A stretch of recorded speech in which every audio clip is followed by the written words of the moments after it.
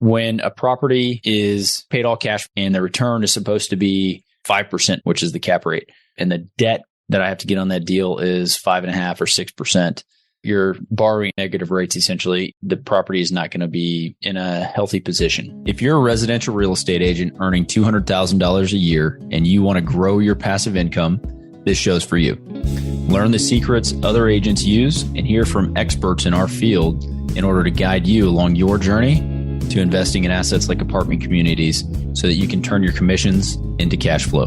I'm Randall DeCleared. Let's go, baby. All right. Welcome back to Agents Building Cash Flow. Talking today about what I'm seeing in the market. I've been getting a number of emails and just deal notifications coming out from a lot of brokers, more than I've seen in quite some time. So we actually have some things that we're looking at and some properties that we're underwriting, and hopefully we're going to get to a deal here soon. All of that said, there's still what I would think is a massive, because I just haven't seen many that make much sense, but a massive delta in the bid to ask. So the bid is what we're willing to pay compared to the ask. Sellers think their prices and the properties are worth this much. So I'm saying all of that just because that's what I'm still seeing in the market. I think that there's going to be opportunity coming up, but it's still just super tight. I want to couple all of that with some of the things that I've been working on the back end. I had a conversation with my CPA yesterday, and we were talking about some of the deals and some of the things that we're looking at. And I had a property that I was thinking about selling in 1031ing into an investment. And, we went back and forth on the pros and cons, why to do it, why not to do it. And when I explained my strategy to him, he was like, okay, if that's what you're trying to do, then this is a great time to do it, a great strategy. So I'll explain that strategy right now, just so you are with me on it. And this also comes on the heels of someone asking me like, hey, is this a good time to invest? And my quick response is, yes, it's always a good time to invest. You're not going to time the market perfectly. And if you invest for the long term, you're going to be solid and gold, right? So back to my strategy and the way that I described it to the CPA, I could do one or two things, or three things, I guess. I have this property and we did some development out there. We sold off some lots and we still retain the house and some land and some waterfront. So if I were to sell this thing and 1031 it, that's one strategy. The other way is to simply refinance the property, pull some cash out, tax-free, have that capital, and then go deploy that capital into another investment. What that does is that gives me debt on that deal that I then have the obligation to pay back. And if I don't find a tenant or somebody to put in there on an ongoing basis, then I've just got to cover that. And it's a negative cash flow situation rather than actually being ahead on that deal. So my thoughts were, look, we're going to sell this thing. We'll 1031 it. I don't want to necessarily be beholden to a bank. So 1031 it and sell it rather than refinance. So I'm not beholden to the bank, but then roll that money into an income producing property like a multifamily deal. All right. So the reason I want to do this strategy or start it is so that I start a 1031 exchange chain, more or less. I get this thing rolling now so that I can do 3 or 4 cycles on a 1031, depending on how long I live. I don't really want to end the cycle. I want to roll this out and run it until I die. That way I can then give all the properties to my kids, and it turns into a step up in basis for them, which we can discuss, cover. Essentially, it makes it to where they, if structured properly, don't have to pay property taxes or capital gains taxes on those properties if they were to sell them shortly after I pass, right? So it's a strategy for long-term cash flow, long-term equity growth, and doubling my investments essentially through these 1031 exchanges. And so if you look at it like that, then investing in a time of high interest rates and putting money to work and getting it into the properties, getting the tax benefits now, getting the long-term appreciation, it all makes a lot of sense.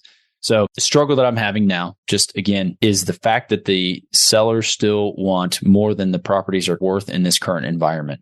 And so I've had a lot of conversations with brokers about buying for basis, which means 6 months ago, these things were trading at $100,000 a door. You're getting it for $80,000 a door. It's a deal. It's a steal. These things are going to always go up, back up, past. And while I agree with that to some extent, the current return profiles on a traditional like IRR basis are a lot lower than they used to be. And so I explained this to a friend as well the other day. When a property is paid all cash and the return is supposed to be 5% return, which is the cap rate, and the debt that I have to get on that deal is 5.5 or 6%, you're borrowing at negative rates essentially, and the property is not going to be in a healthy position is the way I look at it, right? So you don't really want to put debt on those things unless you're paying cash. Then you're getting a 6% coupon or 5% coupon, whatever that is.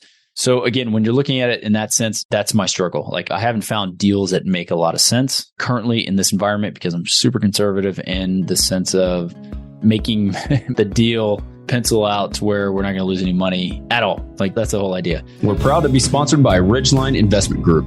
Ridgeline has a track record of transacting more than $53 million in assets throughout Texas. Ridgeline is currently looking to acquire 100 to 200 unit Class B multifamily communities between 5 and 20 million in San Antonio, Temple, Waco, Tyler, and other Texas secondary markets. To learn more about Ridgeline Investment Group, visit www.ridgelineig.com. So again, my struggle is knowing my long-term goal of how I want to start this 1031 chain, yet still knowing that buying today may be overpaying for some properties. It really focuses me in on deal flow that makes sense today, but knowing that I can have these deals plugged into my 1031 change over time. And so it opens up a few more opportunities because I'm not as cash on cash driven today in this exact timeline, but I know that I want that over time. So that's been really the struggle of finding some deals.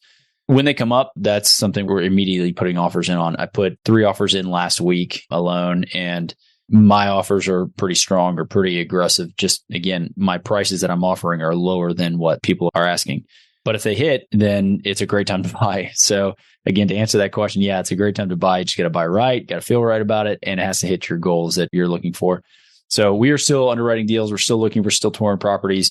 We had a decent deal that came across our desk that was up in the Tyler market. And so I think one of our partners is going to be taking that down. Didn't check all the boxes exactly for us, but it's very, very close to the strike zone. And so I think we're going to have some of those deals coming up very soon. If you want to learn more about the investment opportunities that we have, check out ridgelineinvestmentgroup.com, which is ridgelineig.com. That's our investing side. And if you sign up, then you'll get a line of sight on some of the opportunities as they come up.